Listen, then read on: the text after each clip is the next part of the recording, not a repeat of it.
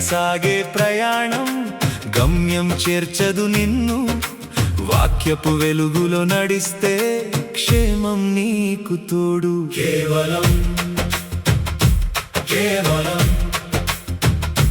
కేవలం విశ్వాసముందని అనేకులు పడిపోతున్నారు.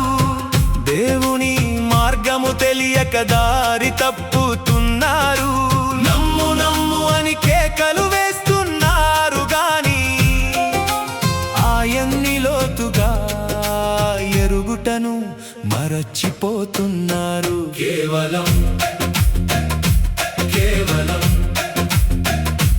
కేవలం జ్ఞానం లేనిదే నా ప్రజలు నశించుచున్నారని దేవుని వాక్యమే హెచ్చరికను ఇస్తోంది మనకి. వివేచన లేని విశ్వాసం అంచుకు నెట్టేస్తుంది. సత్యము తెలియని భక్తి ప్రమాదం తెస్తుంది. కేవలం కేవలం కేవలం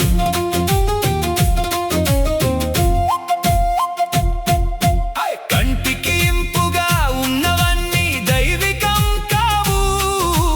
లోకపు పోకడలన్నీ పరలోకపు దారి కావు. గొర్రెల్లే గుడ్డిగా గుంపును వెంబడించకు.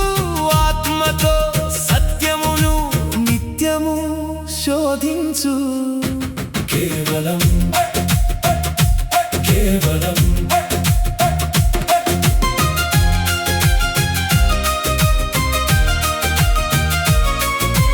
నిజమైన విశ్వాసం గుడ్డిగా నడిచేది కాదు.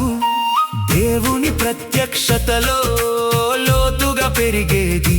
అది వాక్యము చదువుతూ విజ్ఞానము వెదకుతూ పరిశుద్ధాత్మ నడిపింపులో ముందుకు సాగాలి.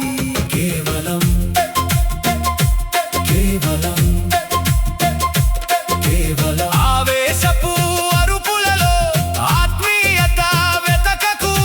జ్ఞానము లేని ఉజ్జీవం అది నీకు రక్షణ కాదు.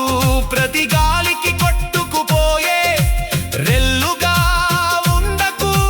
వాక్యపు పునాదిపై నిలిచే సింహమై గర్జించు. కేవలం కేవలం సిలువను మోయడం అంటే కేవలం తల వంచడం కాదు.